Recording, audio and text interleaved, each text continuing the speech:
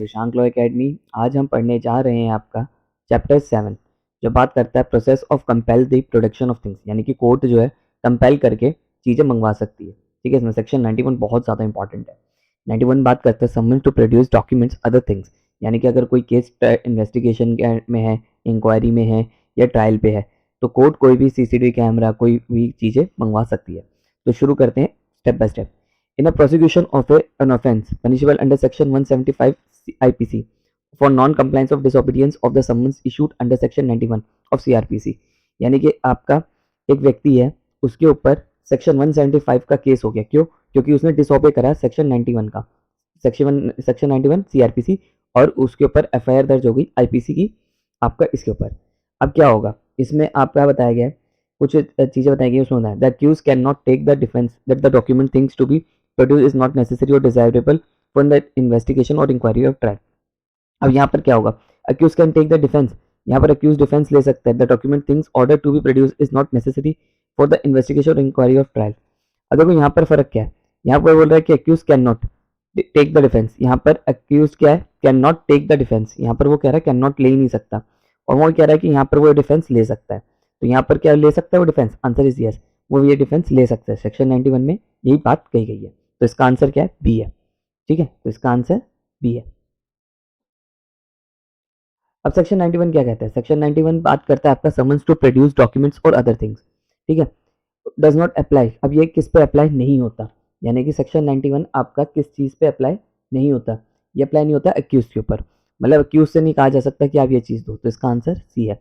ये कंप्लेनेंट पे भी अप्लाई हो सकता है, विटनेस पे भी अप्लाई हो सकता है, पर अक्यूज पे अप्लाई नहीं होता। A person who is neither a complaint और अक्यूज और विटनेस, यानी कि किसी थर्ड पर्सन के नाम पे भी हो सकता है, पर ये अक्यूज पे अप्लाई नहीं होता। सेक्शन बहुत इंपॉर्टेंट है, अक्यूज के ऊपर अप्लाई नहीं होता।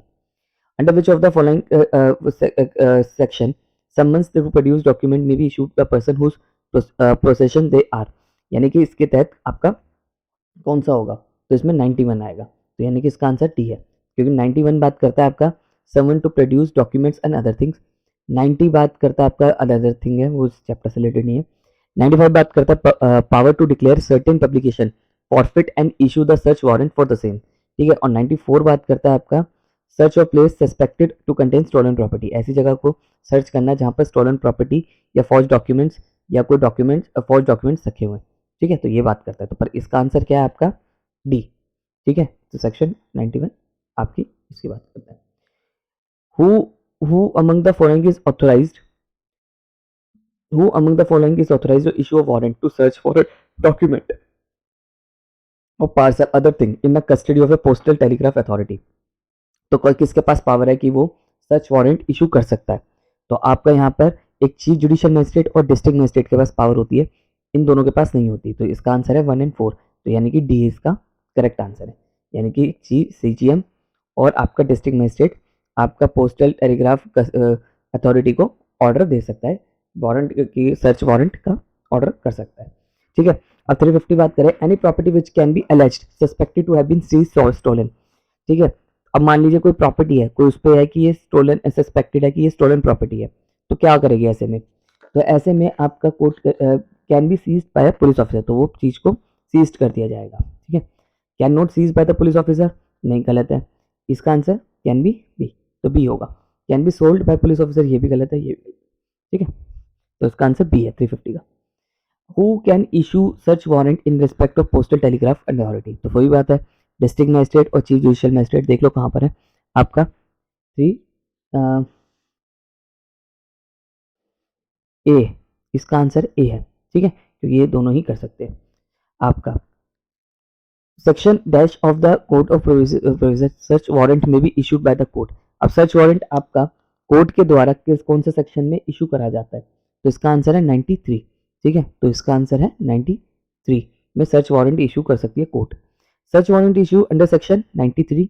ठीक है, तो इसका आंसर ए है, इसका आंसर आपका 348 का ए है, क्योंकि 93 बात करता है आपका व्हेन सर्च वारंट में भी इशूड, सर्च वारंट में भी इशूड, और 95 बात करता है आपका power to declare certain publication forfeit to issue search warrant for the same, और 100 बात करता है आपका person in charge of close place to allow search, और 105 बात करता है आपका reciprocal arrangement regarding process, reciprocal states की बात कर रहा है, MPAPO में आया था ये क्वेश्चन, तो इसका आंसर क्या है आपका 93। To set aside forfeit under section forfeiture मतलब forfeit under section 95 of criminal procedure the application में बी टू दी किसके पास एप्लीकेशन लगेगी फॉरफिट की आपका इसकी फॉरफिट जो हो जाती है उसकी एप्लीकेशन कहाँ लगेगी आपका हाई कोर्ट लगेगी। सेक्शन 95 की जो एप्लीकेशन होगी वो कहाँ लगेगी हमेशा फॉरफिट की अदायगी करने की हाई कोर्ट में। तो इसका आंसर 351 का बी है हाई कोर्ट। ठीक है मतलब जो फॉरफिट करा गया फॉरफिट डिक्लेयर कर सेक्शन 95 में तो उसकी एप्लीकेशन सेट असाइड करवाने की कहाँ लगेगी आपका हाई कोर्ट में। तो आंसर बी है इसका। Under section 95 of criminal certain publication be forfeit and search warrant issued same in this context the following is our correct legal position। अब इससे रिलेटेड है a newspaper cannot be forfeit एक newspaper को क्या forfeit नहीं करा जा सकता। ठीक है can not be forfeit such warrant can not be issue for the same it would be violative of fundamental right. ये बिल्कुल ठीक है कि आपका कभी भी एक न्यूज़पेपर को सीज नहीं करा जा सकता। किन किन चीज़ों को सीज करा एक बुक को सीज करा जा सकता है। ठीक है आपका और एक डॉक्यूमेंट को सीज करवा जा सकता है जो जिसमें फॉरफिट करने का हो। तो इसका आंसर है आपका 2 और 3 किसमें देखिए सी में।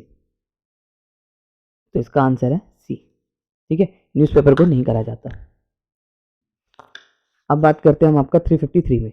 353 बात करता है who among the following is competent to set aside the declaration forfeit. तो सिंपल सी बात है फॉरफिट का जो हमने पढ़ा था कि सेक्शन 95 में 5 में फॉरफिट का ऑर्डर हाई कोर्ट दे सकता है कि सेट असाइड करवाने का ऑर्डर का। ठीक है तो इसका आंसर है आपका डी सेट असाइड करवाने का ऑर्डर हाई कोर्ट दे सकता है।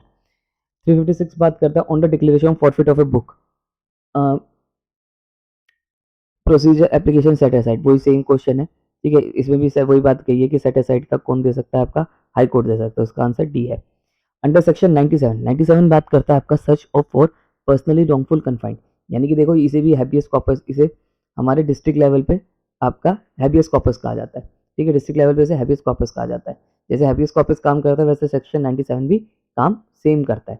ठीक है तो यहाँ पर क्या है कि किसके ऊपर गए कि जो पर्सन आपका मिल नहीं रहा है उनके ऊपर के लिए है कि किसके अनलॉफुल कन्फाइंड जिसको अनलॉफुली कन्फाइंड करा गया। ठीक है कहीं छुपाया गया उसे बंदी बनाया गया 4 दीवारों के अंदर तो उनके ऊपर उनको ढूंढने के लिए लगाया जाता है।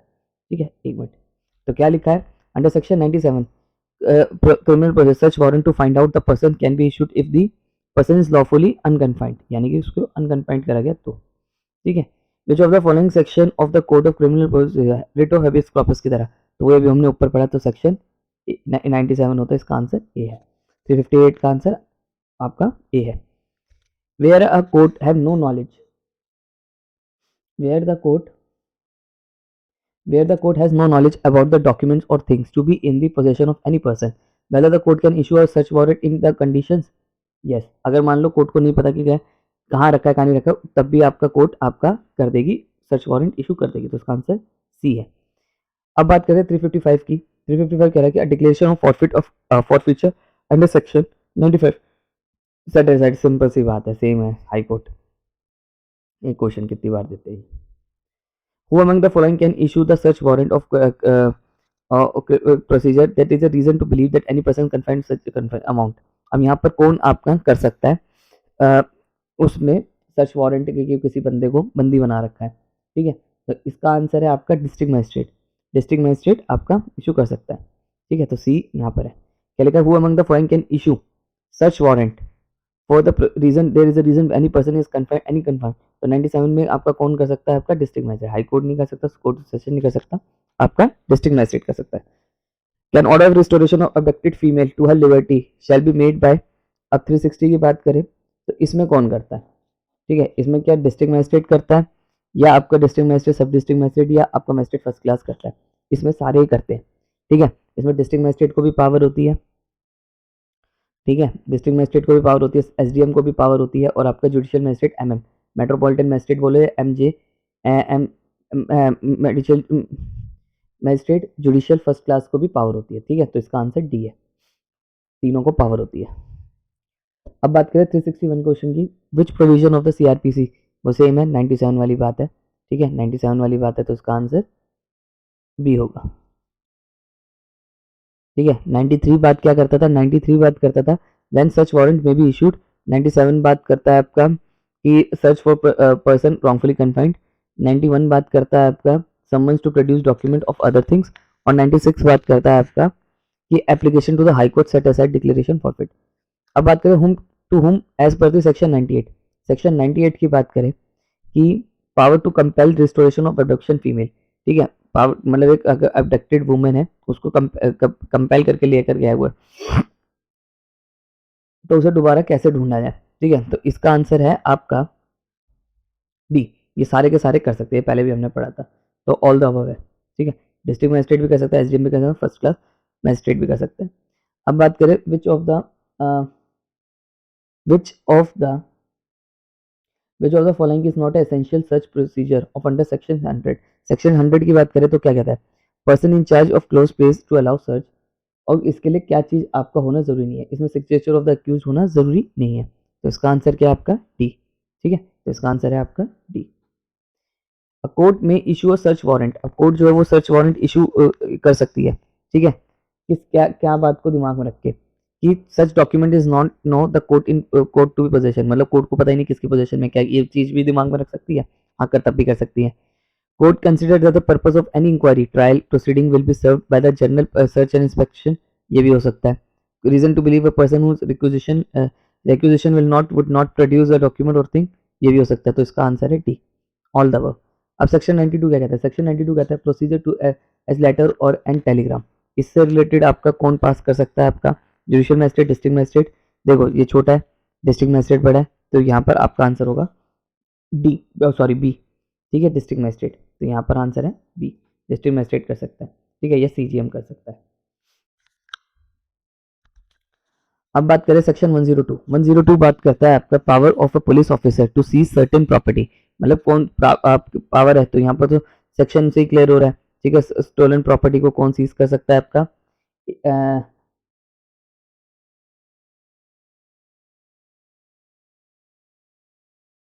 Police officer. तो आंसर है इसका ए, हेडिंग में ही क्लियर हो रहा है। अब 368 की बात करें तो 368 कह रहा है whether the court can issue search warrant where it has no knowledge about the documents और things to be in the possession of any person. क्या कर सकती है, तो आंसर इज यस, कर सकती है। तो इसका आंसर सी है।